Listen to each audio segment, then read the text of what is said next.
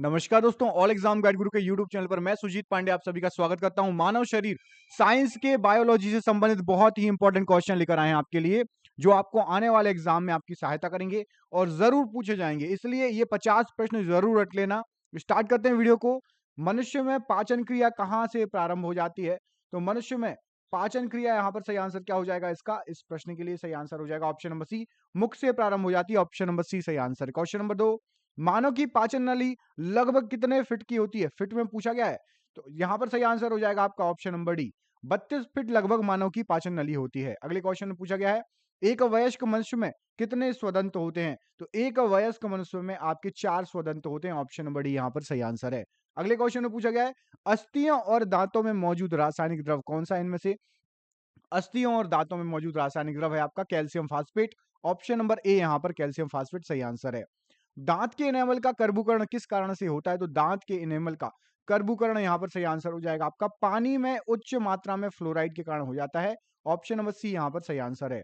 अगले क्वेश्चन में आपसे पूछा गया है, मनुष्य के जीवन काल में कितने दांत 2 बार विकसित होते हैं? तो मनुष्य के जीवन में आपके ऑप्शन नंबर सी 20 दांत 2 बार विकसित होते हैं। ऑप्शन नंबर सी यहां पर सही आंसर हो जाएगा। बढ़ते हैं अगले क्वेश्चन की तरफ। दांतों में निम्नलिखित में से क्या होता है? तो दांतों में यहां पर जो ऑप्शन दिए गए हैं उसमें से आपका कैल्शियम होता है। Option number B calcium right answer हो जाएगा। क्वेश्चन नंबर 8, निम्नलिखित में से किस तत्व का संबंध दांतों की विकृति के साथ है? तो दांतों की विकृति से के साथ फ्लोरीन का संबंध है। ऑप्शन नंबर बी फ्लोरीन यहां पर सही आंसर हो जाएगा। अगले क्वेश्चन में पूछा गया, दांत के क्षय को रोकने के लिए अधिकांश टूथपेस्ट में क्या होता है? तो दांतों के क्षय को रोकने के लिए फ्लोराइड होता है अधिकांश टूथपेस्ट में। ऑप्शन नंबर बी फ्लोराइड यहां पर सही आंसर हो जाएगा। एक वयस्क मानव में सामान्यतः होते हैं कितने चवर्णक?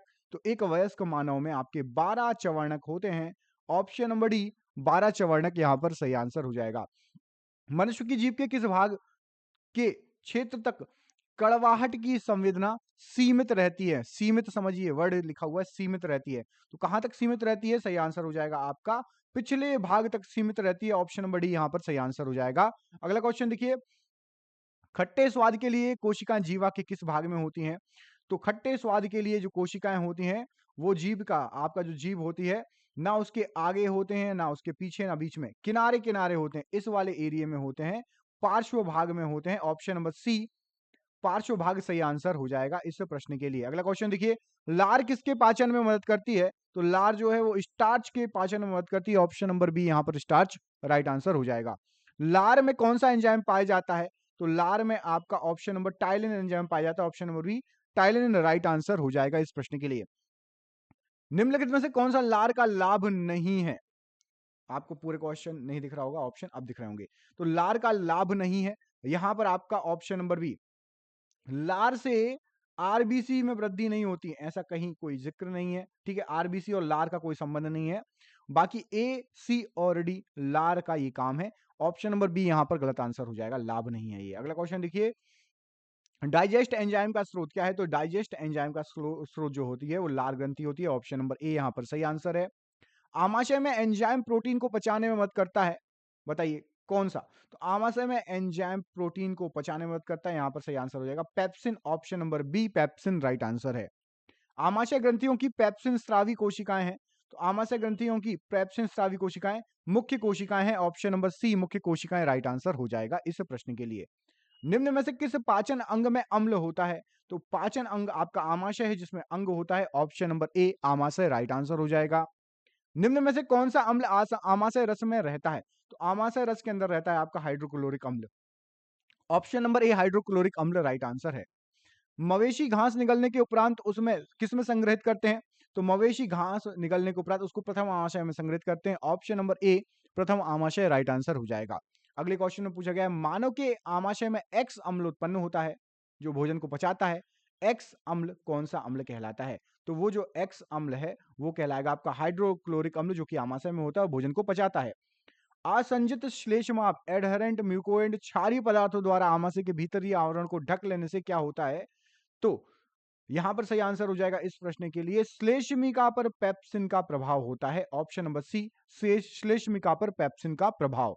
अगला क्वेश्चन देखिए, अम्लीय श्रवण किसकी विशेषता है? तो अम्लीय श्रवण जो विशेषता है वो है आपकी जठर की विशेषता। ऑप्शन नंबर बी जठर इस प्रश्न के लिए सही आंसर हो जाएगा। पाचन क्रिया में प्रोटीन निम्नलिखित में से किस पदार्थ में बदल जाते हैं? तो जो प्रोटीन होते हैं वो एमिनो अम्ल में बदल जाते हैं। ऑप्शन नंबर सी एमिनो अम्ल यहाँ पर राइट आंसर हो जाएगा। बढ़ते हैं अगले क्वेश्चन की तरफ। एमिनो एसिड की आवश्यकता किसके संश्लेषण के लिए होती है? तो एमिनो अम्ल की आवश्यकता यहाँ पर सही आंसर हो जाएगा आपका इस क्वेश्चन का, प्रोटीन के संश्लेषण के लिए होती है। Option number B right answer है। निम्नलिखित में से कौन सा एमिनो अम्ल मानव पोषण के लिए अर्ध अनिवार्य माना जाता है?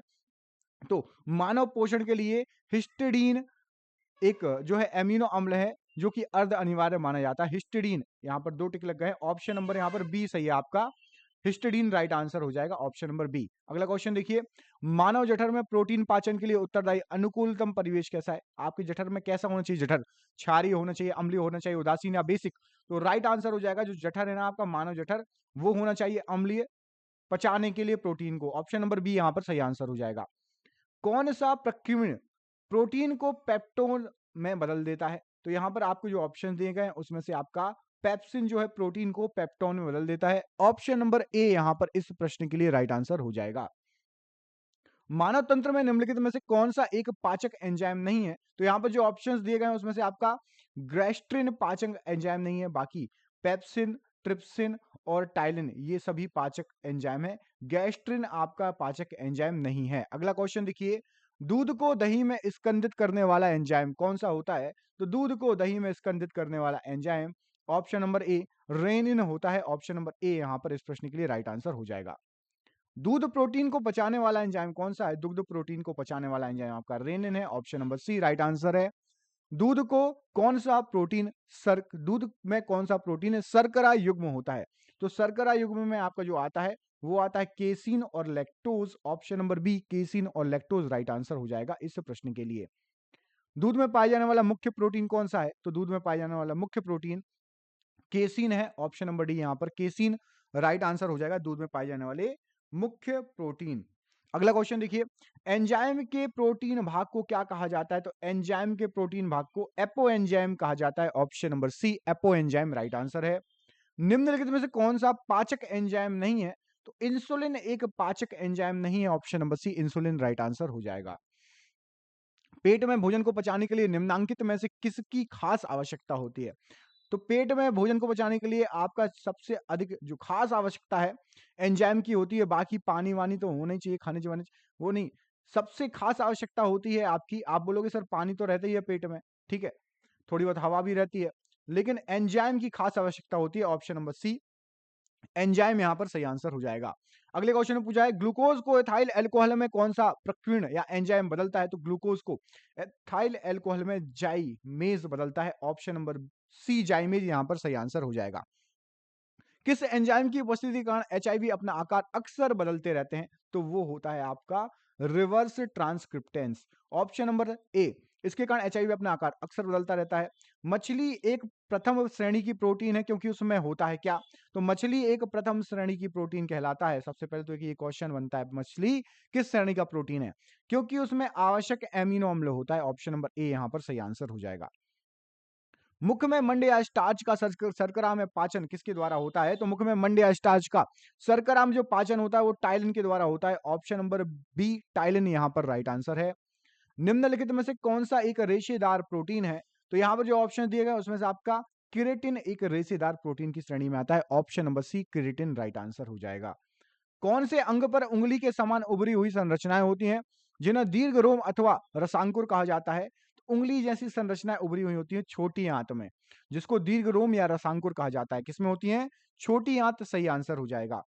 मानव शरीर में पाचन का अधिकांश भाग किस अंग में संपन्न होता है? तो पाचन का अधिकांश भाग आपका छोटी आंत में ही संपन्न होता है, आपको पता होगा।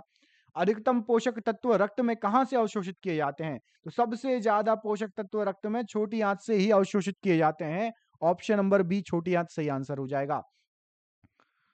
सिग्मोइड कोलन किसका भाग होता है? तो सिग्मोइड कोलन जो है ये एक बड़ी आंत का भाग है। ऑप्शन नंबर बी यहां पर सही आंसर है। मानव शरीर में सबसे बड़ी ग्रंथि कौन सी है? तो मानव शरीर में सबसे बड़ी ग्रंथि लीवर है। ऑप्शन नंबर ए लीवर यहां पर इस प्रश्न के लिए राइट आंसर हो जाएगा।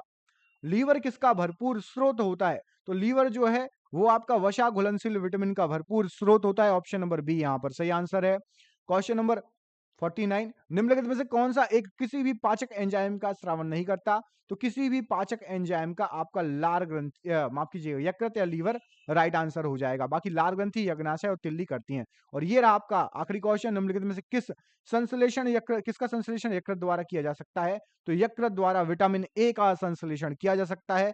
सुपर फास्ट 50 क्वेश्चन कराए हैं। दोस्तों इस वीडियो को जरूर शेयर कर देना। बहुत ही अच्छे क्वेश्चन है, मानव शरीर से संबंधित क्वेश्चन है, साइंस के टॉप मोस्ट इंपॉर्टेंट क्वेश्चन है। और ये रहा आपके लिए सरप्राइज क्वेश्चन। इसका आंसर कमेंट बॉक्स में कमेंट करके बताइए। पचे हुए भोजन में मौजूद विषैले पदार्थ का कौन सा अंग चूषण करता है? पचे हुए भोजन के विषैले पदार्थ का कौन सा अंग चूषण करता है? इस प्रश्न का आंसर आप हमें कमेंट बॉक्स में कमेंट करके बताइए। मोस्ट आईएमपी क्वेश्चन है, ये भी आपके एग्जाम में आया हुआ क्वेश्चन है। मिलते हैं अगले वीडियो में। अपना ख्याल रखिए। आप सभी का बहुत बहुत धन्यवाद दोस्तों। आपका दिन शुभ हो। बहुत बहुत धन्यवाद।